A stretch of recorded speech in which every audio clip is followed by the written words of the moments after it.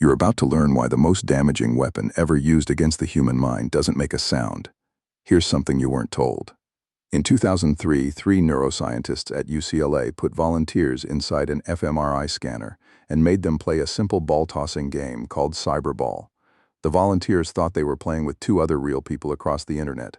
They weren't. The other players were a computer program designed to do one thing: stop throwing the ball to them. Just stop. No insults, no threats, no reaction at all.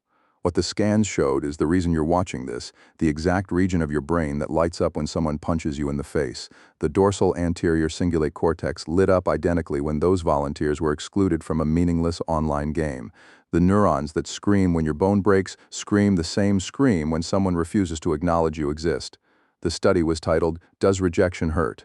The answer the brain gave was yes, not metaphorically, literally, same circuit, same intensity. But here's the part that should keep you up at night. The Central Intelligence Agency proved this 52 years before that fMRI machine was switched on, and you've never been taught it. They proved it by accident, and they proved it on college students.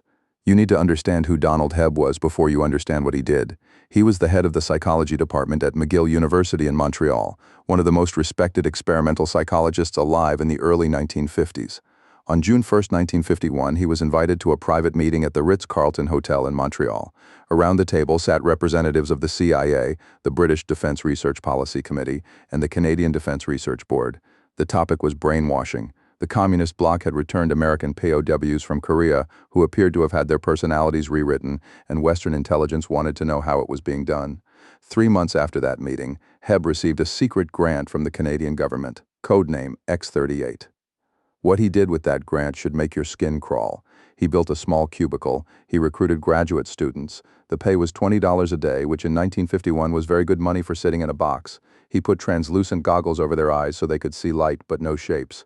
Cardboard tubes went around their forearms so they couldn't feel objects. A low hum from a fan masked everything else. Nothing was inflicted on them. Nothing was taken from them.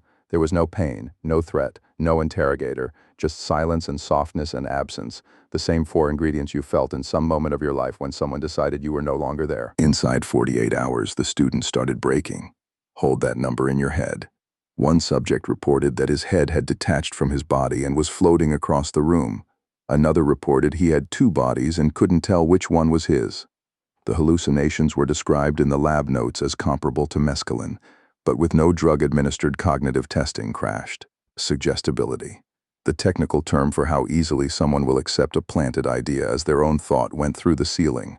4 of the volunteers, when they emerged, used the word torture without being prompted. One student suffered a complete psychiatric breakdown. Hebb's own published note reads that this student had still not recovered 4 years later. Carry that forward in your mind for the rest of this video. These were healthy McGill graduate students, functional high IQ. The kind of person you'd trust not to break. The only thing done to them was nothing. Copies of the report went to all 3 branches of the United States military. They went to the CIA. The federal government canceled Hebb's funding in 1954, not because the work failed, but because the results were so disturbing that you weren't supposed to know they existed. That's the foundation. Now you need to know what was built on top of it. In 1956, 2 doctors at Cornell Medical College, a neurologist named Harold Wolff and a cardiologist named Lawrence Hinkle, were commissioned by Allen Dulles, the director of the CIA, to write a confidential report on communist interrogation. Their conclusion was that the Soviets and the Chinese were not using exotic drugs or hidden machines. They were using 4 ordinary inputs: isolation, sensory deprivation, interrupted sleep, and mind-deadening routine. That was it. The most feared interrogation programs of the 20th century were running on absence, on nothing, on silence applied with patience.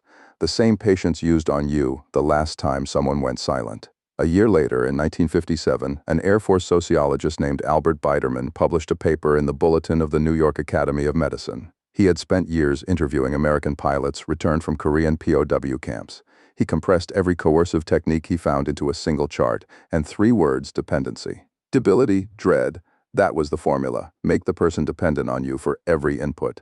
Wear them down through deprivation. Maintain low-grade fear without ever delivering harm. The chart listed 8 methods. The first one was isolation.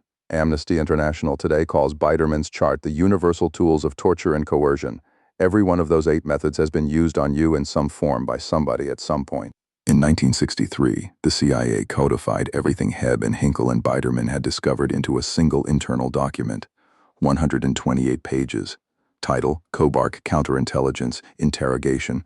KUBARK was the agency's code name for itself. The manual stated its goal in 3 words on page 1: debility, disorientation, and dread.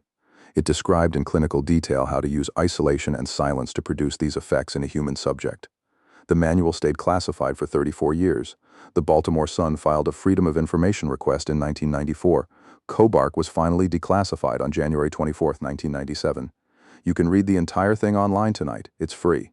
Here's the historian Alfred McCoy's framing of what those documents collectively prove. McCoy at the University of Wisconsin calls this entire 50-year project no-touch torture. Between 1950 and 1962, the CIA spent up to $1 billion a year on this research in 1950s money. Their goal was to destroy a human mind without leaving a mark on the body. The 2 pillars they landed on were sensory disorientation and self-inflicted pain. The cruelest discovery was the second one. When you remove all stimulus from a person and force them to sit with silence, they begin to torture themselves. Their own mind becomes the instrument. The interrogator just supplies the room. This is the technical literature on the power of silence. This is what dark psychology actually means when the term is used correctly. Not edgy advice for boardrooms, but the documented capacity of an absence to disassemble a personality. And this is the operating mechanism behind every form of emotional control that doesn't rely on shouting. This is what's been running on you, by amateurs, your whole life. Now, here's the part where the angle turns on you. In 1984, the United Nations General Assembly adopted the Convention Against Torture. The convention came into force in 1987. Read the definition closely. Torture is any act that causes severe physical or mental suffering when used to coerce, punish, or extract information. Mental suffering counts the convention specifies, and these are the exact words: procedures calculated to disrupt profoundly the senses or the personality. That is a direct reference to what Hebb did at McGill. That is a direct reference to KUBARK, and it's the law that protects you, in theory. In 2011, an Argentine lawyer named Juan Mendez served as the United Nations Special Rapporteur on Torture. He issued a report with one conclusion: solitary confinement past 15 consecutive days constitutes torture under international law. Some of the psychological damage his research found may be irreversible after that 15-day mark. In 2015, the General Assembly turned this into binding policy as the Nelson Mandela Rules. 16 days of imposed silence is by international consensus the same as torturing someone. Now think about how many silent days have happened to you across your life, totaled. So, when a partner stops speaking to you for 2 weeks. When a parent disappears emotionally and refuses to explain why. When a manager freezes you out of meetings without saying a word. The brain doesn't read those situations as inconvenience, it reads them as a low-resolution version of the exact program governments banned each other from running on prisoners. Your brain registers it on the same circuit it would use to register a fist. You've been on both sides of this. Everyone has the person who went silent on you wasn't a sociopath running KUBARK from memory. They didn't know the McGill experiments existed. They didn't need to think about it this way. A person can throw a punch without knowing the anatomy of the jaw. The same person can apply silence without knowing. They hold a weapon classified by the United Nations as a torture technique. That's what makes it so dangerous. Most of the people running this program on the people they love don't know they have it. They just know it works. You can use that knowledge in 2 ways. The first way is recognition. When somebody starts running the silence on you, you'll feel it. The second it begins, your dorsal anterior cingulate cortex is already firing. You can name what's happening to yourself without the fog. You're not weak, you're not too sensitive. What you're feeling is the entry-level version of a technique designed to break the human mind in a controlled environment. Naming it interrupts the self-blame loop. The technique relies on McCoy's no-touch torture, works precisely because the victim feels responsible for their own suffering. You stop being usable to it the moment you understand what you're inside of. The second way is older and harder. The former lead international hostage negotiator for the FBI, Chris Voss, calls it dynamic silence. Voss spent 24 years in the FBI's crisis negotiation unit. His technique, used with a kidnapper or a terrorist or a CEO at a deal table, is to ask one calibrated question and then go silent for 4 seconds. Just 4. He calls the effect almost hypnotic. The other person fills the void. They reveal themselves. They make the concession. Without realizing they ever held it, they surrender control of the room. You can run that exact play. You don't need a CIA budget for this, no chamber required, no 15-day wait. You can do the 4-second version in your kitchen, in your office, across a restaurant table. Used cleanly. It isn't cruelty. It's the refusal to add words where none are required. It's letting the other person sit with what they already said. But understand what you're holding when you do it. Silence isn't the absence of a weapon. It's a weapon that has been studied, refined, codified, classified, weaponized, regulated, and finally outlawed by international treaty, and then quietly absorbed into the daily fabric of every human relationship on the planet. The McGill students didn't know they were the first civilian test of it. Biderman's pilots didn't know their suffering would be turned into a chart. The next time someone goes still on you across a dinner table, neither of you will know what the room actually is. By international law, it's a small Cold War experiment.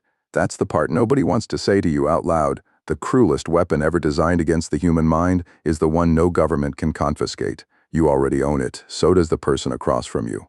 The only question is whether either of you knows what you're carrying.